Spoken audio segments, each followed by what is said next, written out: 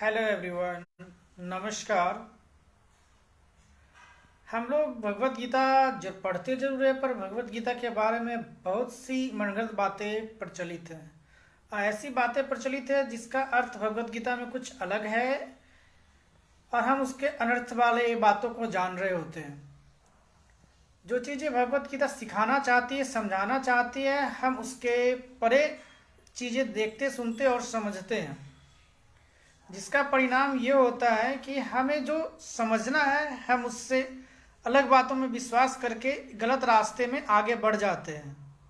और हम रास्ता ही गलत है तो मंजिल मिलने का सवाल ही नहीं होता। वो जिन भगवत गीता जिन चीज़ों की बात करता है वो सारी अदृश्य तत्व हैं। दुनिया में दो प्रकार के तत्व हैं, दृश्य और अदृश्य।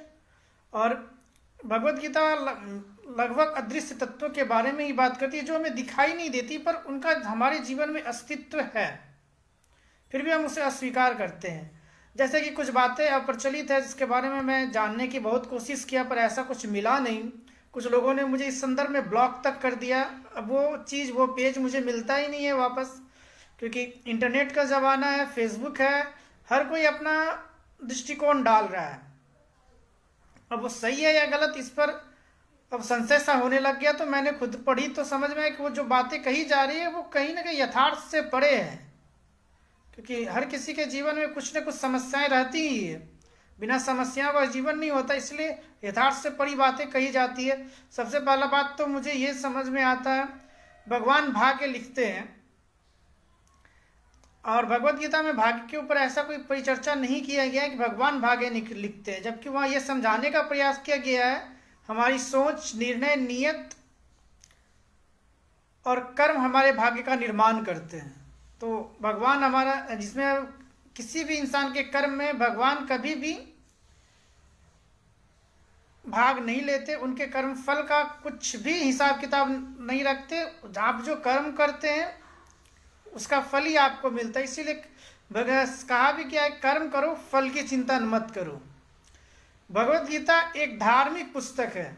धर्म का भगवत गीता में कोई अस्तित्व है ही नहीं।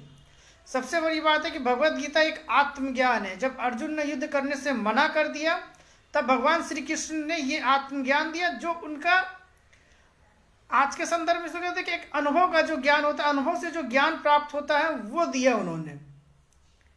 तो ये जो ज्ञान है कहीं लिखी हुई पहले से नहीं थी ना, ये पहले कभी कही गई ना, फिर दोबारा भगवान श्री कृष्ण ने इससे कहा है। एक ऐसी परिस्थिति आई जिसकी वजह से कृष्ण को आत्मज्ञान देना पड़ा अर्जुन को। तो ये कहा गया इसमें धर्म का कहीं कोई लेना देना नहीं है। धर्म शब्द का इस्तेमाल होता है, इसका जो अर्थ होता है धारण करने योग्य, धारण करने योग्य। अब जो बातें धारण करने योग्य है वही बातें भगवत गीता में लिखी गई है, कही गई है। लेकिन अब इसका लोग दूसरे शब्दों में अर्थ निकालते हैं तो फिर गलती लोगों की है, न कि आम इंसान की। अब कोई कुछ भी कह देगा, आप यकीन कैसे कर लेंगे। ऐसे ही कुछ बातें और प्रचलित हैं, जैसे कि मूर्खों को ज्ञान देना, गीता में लिखा है, ये बात आप बहुत जगह पढ़ेंगे, मूर्खों को ज्ञान देना जहर के समान है। गीता में लिखा है तेरा वक्त कमजोर है, तू नहीं।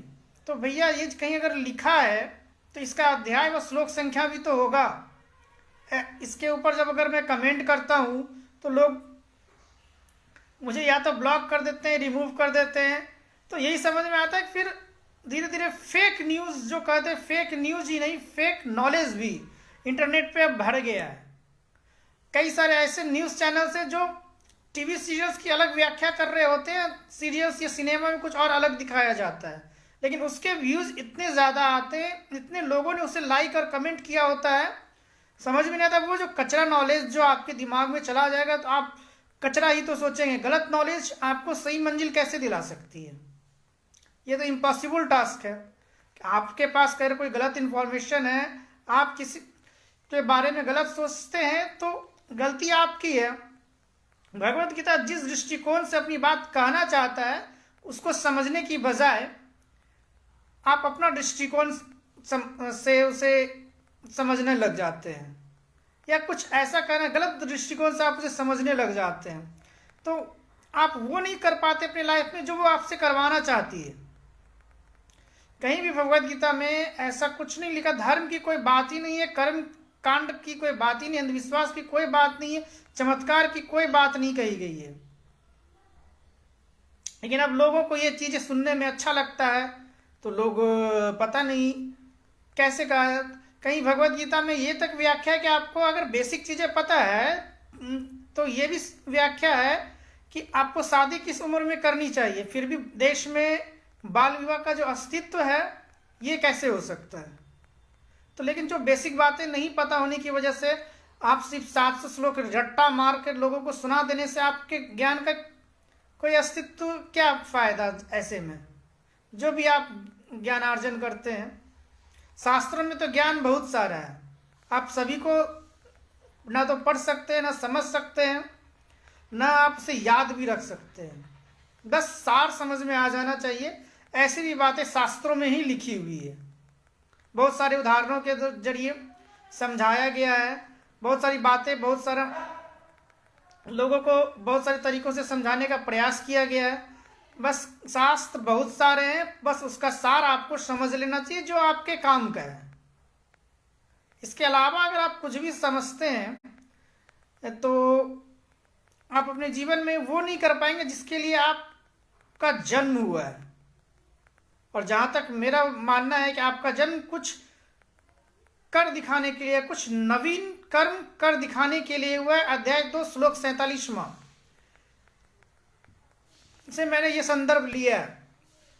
इस संदर्भ में मैंने जो पोस्ट किया है आज भगवत गीता का, अब इसको मैं थोड़ा सा फिर से पढ़ता हूँ, और जो भी चीज़ें मुझे लगेगा कि इसके जो क्वेश्चंस होने चाहिए लोगों के, जो उसके आंसर्स वो देना चाहता है मेरे जीवन में भी या औरों के जीवन में भी, जो ये बताना चाहता है, एक अपने दृष्टिकोण से आपके जीवन में जो भी समस्या है उसका सारा हल मिल जाएगा।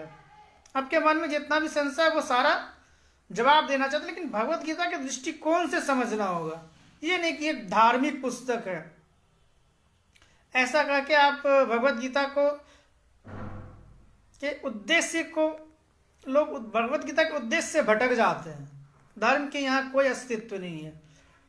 जो भी बताया गया शास्त्रों का हवाला, शास्त्र बाद में लोगों ने चमत्कारिक बनाने की जो कोशिश की है और लोगों को अच्छा भी लगता है, कुछ मैजिक सा आया और चला गया, ऐसा बाप रे, तो लोगों को पसंद आता है। तो लोगों को जो पसंद आता है मनोरंजन के लिए, टीवी न्यूज़ चैनल वाले तो आजकल विज्ञान के इस्तेमाल से वो सब कुछ कर रहे हैं जो असंभव सा दिखता है। Thank you.